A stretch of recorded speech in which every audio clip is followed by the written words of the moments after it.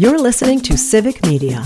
You can tune into any of our live shows on any radio station across the state with the Civic Media app. Find us in your phone's app store and listen anytime, anywhere.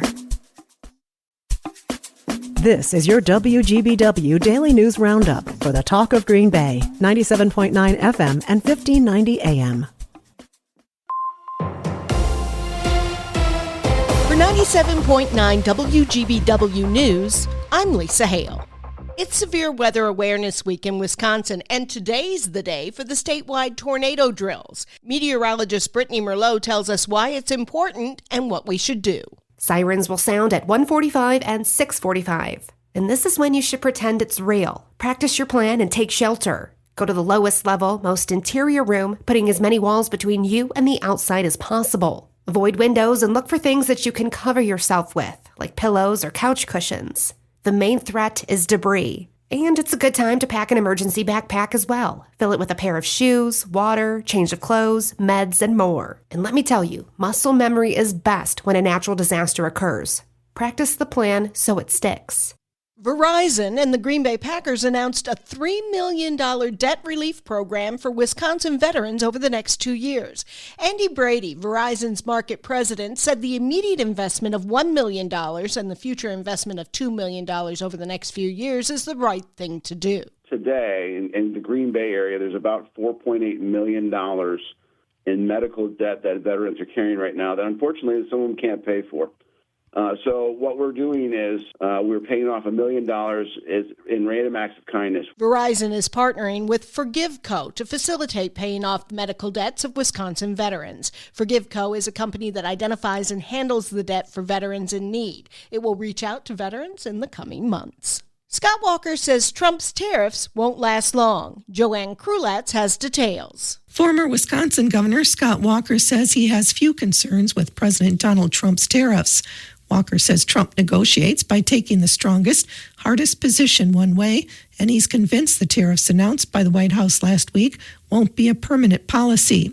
Walker spoke Monday night at Granger Hall on the UW-Madison campus. The event was hosted by Young America's Foundation, of which Walker serves as president. Afterwards, he told the Milwaukee Journal-Sentinel that he has no plans to run for governor next year, but doesn't rule out a run after that. The roof is raised. The roof for the NFL Draft 2025 stage is now up as construction for the Draft Theater continues near Lambeau Field in Titletown.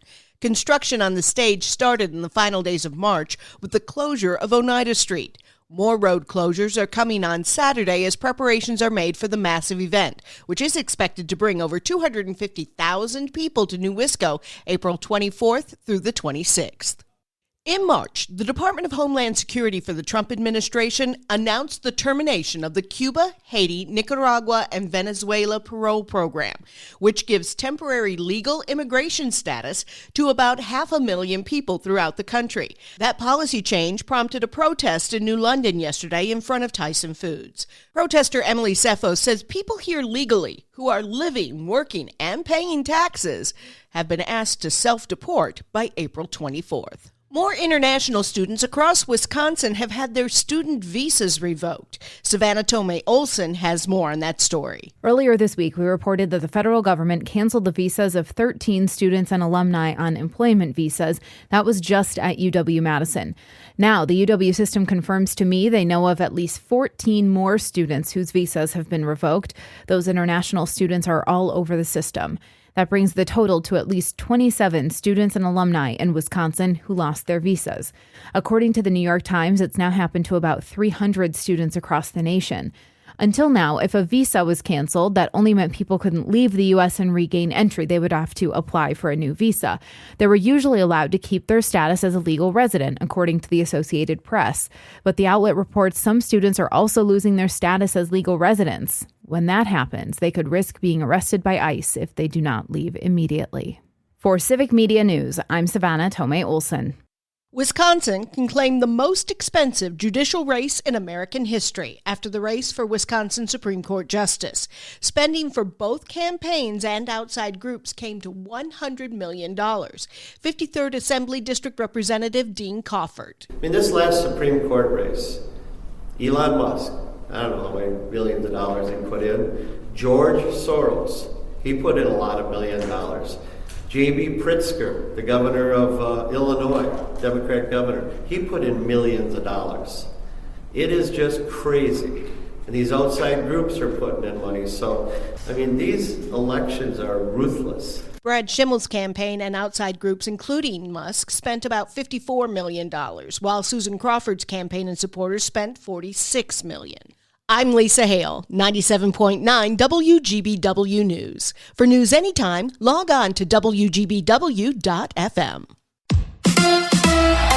The Brewers crushed the Rockies. Hi, I'm Mike Clemens with sports. The Brewer Bats were hot last night in Denver. They beat the Rockies 17-2. At age 21, Jackson Chourio has become the youngest player in baseball history to have 12 RBI in just 3 games, surpassing Hall of Famers like Mickey Mantle, Al Kaline, and the Braves' Eddie Matthews. Now, Chourio struck out 5 times on opening day in New York against the Yankees. Pat Murphy. It was a tough day to see that day, and that's a really good pitcher. I woke him up pretty good, and he had a good spring training, and that woke him up pretty good. He's been pretty good since then. Basketball tonight in Milwaukee, the Bucks and the Pelicans. And the Packers tailgate tour continues. Last night in Madison, today in La Crosse and Onalaska. This is the 17th and final year for Packers president Mark Murphy. No, it's a little nostalgic, but yeah, I've enjoyed them all. It's something that's really, it's a great tradition, and I know it'll continue. And I know not only the current players, but the alumni really enjoy coming back and being a part of it. That's Mark Murphy with Sports. I'm Mike Clemens. On your entertainment beat, I'm Pete Schwaba. If you're heading to the theater this weekend, there are 4 films opening that are all reviewing quite well. The Amateur is a much-publicized action thriller starring Rami Malek as a CIA analyst whose wife is killed, motivating him to become more than just an analyst. The film is currently rating in the mid-60s on Rotten Tomatoes. Drop is being called a Hitchcockian-style thriller about a widowed mother who goes on a date during which her phone is inundated with threatening messages. The film is currently polling a 90+% on Rotten Tomatoes. Also opening this weekend is Warfare, a war drama written and directed by Iraq War veteran Ray Mendoza. The film is currently in the low 90s on Rotten Tomatoes. The King of Kings is an animated family drama that tells the story of Jesus and brings some heavy hitters to the voiceover roles, including Kenneth Branagh, Uma Thurman, Mark Hamill, and Pierce Brosnan. It's drawing a 75% on Rotten Tomatoes. Let's go to the movies. Kieran Culkin is an Oscar winner thanks to Jesse Eisenberg's A Real Pain. According to actor-comedian Eric Andre, Culkin was not Jesse Eisenberg's first choice for the role. Andre was. Andre says Eisenberg called him and offered him the role. According to Deadline, Andre passed because he thought the script was depressing. Does Andre think he blew it in passing on the role? Yeah.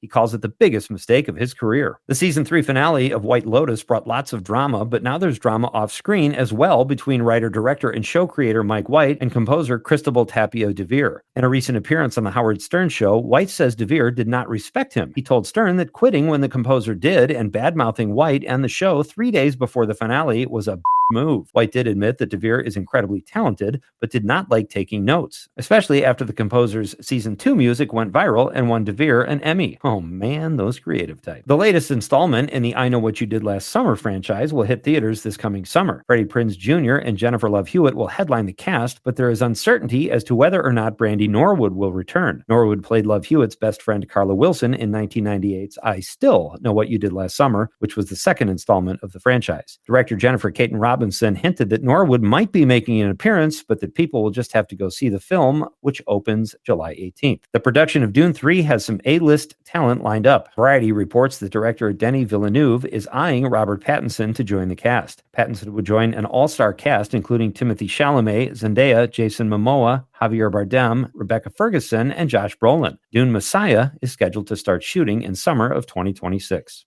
It is going to be mostly cloudy today with a few showers or sprinkles at times. Our high in the upper 40s. Tonight, we're going to drop down to around 30. Tomorrow, partly cloudy in the mid-50s. And then we're going to warm it up by Saturday, partly cloudy with a high right around 60. I'm meteorologist Sean Cable. Right now, it's 39. That's your WGBW Daily News Roundup from Civic Media. Subscribe to this podcast on Spotify, Apple, or wherever you find your podcasts. Find more news at WGBW.FM. The national news cycle never stops, but it can be hard to find news about your local community. Civic Media is dedicated to providing quality local and state news coverage across Wisconsin. With the Civic Media app, you can get notifications about local stories that matter to you and your community. Find the free Civic Media app in your phone's app store and choose notifications from the menu to tell us what kind of news you want to hear about.